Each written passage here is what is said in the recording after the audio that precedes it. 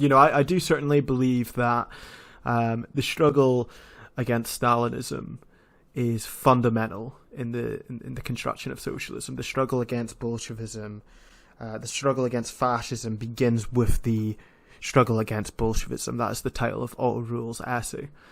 And I think in terms of the finest and most sharpest expression of what Stalinism is and why it's bad can be found in the Council Communists analysis. It can be found in Otto Ruhle's essay on Stalinism and Bolshevism.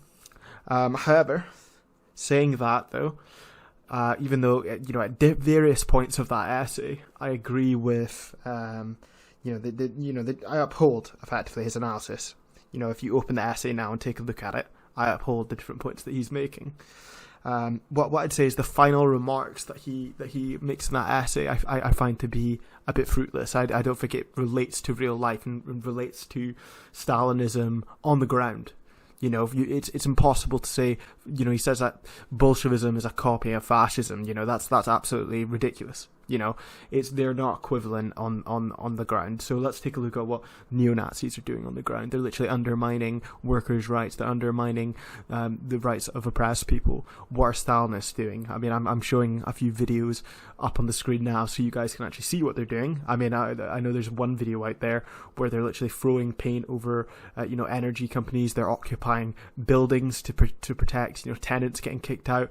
Setting up community defence and things like that, setting up food banks, etc. That is not the same as fascism. And I think there is, there's a critique that I've seen of so-called tankies and so-called Marxist-Leninists. And some people will say they're the equivalent to fascists. Fascists do not do these things. They do not participate in any sort of liberation for ordinary people. That's not something that a fascist does. And I think that there's a bit of a straw man that's going on really in the leftist community, where people are trying to say that Stalinists are one day Stalinists and then they switch over to like fascists, and they switch back from fascists over to Stalinists. Because there's so much overlap between their positions, they're just switching around all the time. I've never encountered this in my life. I've never encountered a fascist who then became a Stalinist. I've never encountered a Stalinist who then became a fascist. I don't think that going up to Stalinists and calling them fascists is really going to change their mind. I don't think it's going to make them suddenly become a libertarian socialist such as myself. I don't think it's a very interesting. I don't think it's a compelling critique. I don't think that going up to a Stalinist and calling them a fascist is going to persuade them. What my approach is, and sort of what I think about Stalinists is, I'll stand with you on the picket line. I'll work with you in progressive things. So I'll stand with you in the picket line, and I'll agree that we're supporting workers on strike, right? But I don't agree with you on any of your other political positions. And this is where the Council Communists analysis really comes in to the forefront.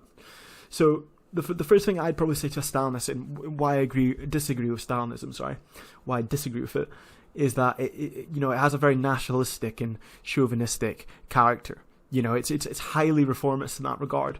Why is the YCL celebrating English nationalism? Why is that so important? Why is that so significant to Stalinists? I don't understand.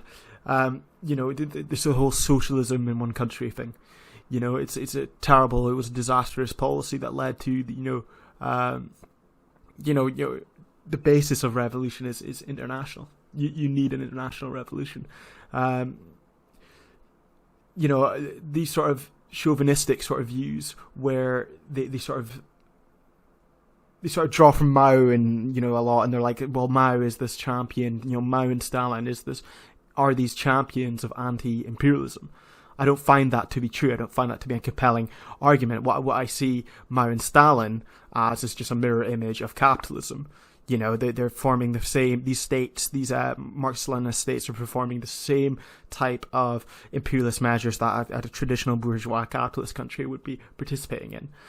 Another thing that I'd speak about with a Stalinist and why I think they're wrong is, I would say, Stalinism's centralization of the party and of, what they suppose is democratic structure, reduces the role of workers to just simply drones who just obey, the party leadership.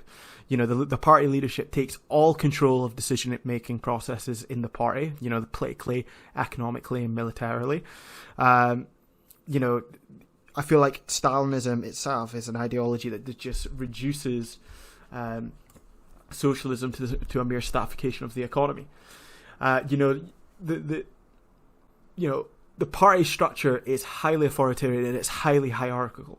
It's just another hierarchy, and executive decision making at that hierarchy is centralized at the top, in a single person. In the case of Stalinism, in less democratic forms, in slightly more democratic forms of Bolshevism, it may be in a bureaucracy of 10 people in a central committee or something like that. And then obviously what sort of surrounds Mao and Stalin is this bourgeois cult of personality, right? And you see that in the images and the Soviet imagery and so forth, and that's very similar to other bourgeois leaderships and other fascist leaderships. It's not rooted in anything substantial. It's not rooted in the politics. It's just some weird nostalgia for the past. The other thing that I'd say is that the Stalinist parties themselves and the not modern day Stalinist parties, referring to the Soviet Union and Marxist-Leninist states, they only concern themselves in the seizure of political power. They in sustaining themselves and protecting themselves. So when you compare them to other imperialist forces on the world stage, they don't actually differ from them. It's just another bourgeois state. Within the party, there's no self-emancipation of the working class to be found. Another thing I talk about Stalinism and Bolshevism is that they work fundamentally to suppress and extinguish the existence of any non-Stalinist institutions. The dictatorship of the proletariat and self-determination by workers is replaced by a Bonapartist bureaucratic parasite. If you look at any of these parties and the way they work, there is no democratic structure in place for workers to sort of give their opinion. There's no room for argument or debate. Workers and council communists in particular, we see ourselves as allies with all oppressed people.